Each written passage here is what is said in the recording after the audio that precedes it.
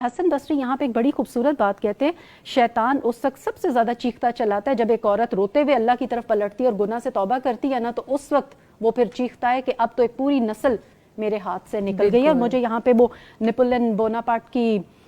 بات یاد آ رہی تھی کہ تم مجھے اچھی مائیں دو، میں تمہیں اچھی قوم دوں گا۔ بالکل۔ اور ہمیں قرآن میں اور اسلامی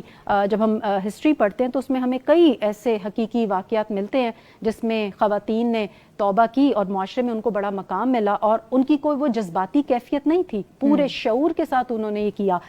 حضرت حوا علیہ السلام، انہوں نے معمولی لغزش ہوئی تو ربنا ظلمنا انفسنا، اب یہ کوئی جذباتی کیفیت تو نہیں تھی، یہ تو ایک بڑی اویئرنیس کے ساتھ اور بڑے شعور کے ساتھ انہوں نے، ان کی کتنی خوبصورت ایگزامپل۔ حضرت عائشہ رضی اللہ تعالی عنہا پر جب الزام لگتا ہے تو آپ کی برات میں قرآن میں آیتیں آتی ہیں، تو آپ نے جس خاموشی، صبر اور اللہ تعالیٰ پہ اعتماد کرتے ہوئے وہ ایک ایمان کا مظاہرہ کیا ہے، تو کیا ہم اس کو بھی جذباتی کیفیت کہیں گے؟ وہ بھی پورا ایک ایمان تھا ان کے اندر جس کا انہوں نے اس وقت جو ہے وہ ان کی استقامت نظر آتی ہے۔ پھر ہمیں حضرت شریک رضی اللہ تعالی عنہا ہیں، یہ مکہ کے دور میں خفیہ طور پہ اسلام لے کے آئی تھی اور خفیہ تبلیغ کیا کرتی تھی، خواتین کو مسلمان کیا کرتی تھیں۔ تو ان کو یہ پکڑی گئیں اور ان کو قیدی بنا لیا گیا، تو آپ یہ دیکھیں کہ اتنا ان کے اوپر ٹارچر بھی کیا گیا لیکن ان کی ایمان کی استقامت قائم رہی ہے، تو کیا یہ ان کا کوئی جذباتی فیصلہ تھا؟ مطلب، اور پھر حضرت خنسا رضی اللہ تعالیٰ عنہ اپنے چاروں بیٹوں کو بھیج دیتی ہیں، حالانکہ اس سے پہلے یہ زمانہ جاہلیت میں شاعرہ تھیں اور ان کی شاعری میں فخر اور غم اور قبائلی جذبات نمایاں نظر آتے تھے، لیکن جب انہوں نے اسلام قبول کیا پورے اپنے اس کے ساتھ سینسس کے ساتھ، پورے ہوش و حواس کے ساتھ، اور پھر اپنے بیٹوں کو جہاد پہ بھیجتی ہیں، اور چاروں بیٹوں کی جب شہادت کی خبر آتی ہے تو کہتی ہیں الحمدللہ کہ جس نے، اس اللہ کا شکر ہے جس نے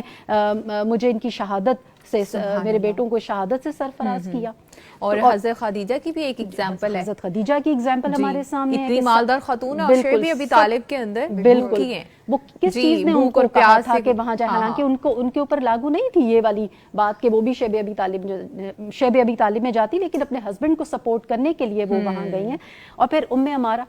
احد میں نبی اکرم صلی اللہ علیہ وسلم پر جب مشرکین حملہ کر رہے ہیں تو آپ ڈھال بن کے کھڑی ہو جاتی ہیں، اور حضور اکرم صلی اللہ علیہ وسلم فرماتے ہیں میں جہاں دیکھتا تھا مجھے عمارہ نظر آتی تھی۔ مطلب ان کے ایمان کا آپ لیول دیکھیں۔ پھر عمر بن عبدالعزیز کی جو بیوی تھی حضرت فاطمہ بنت عبد الملک،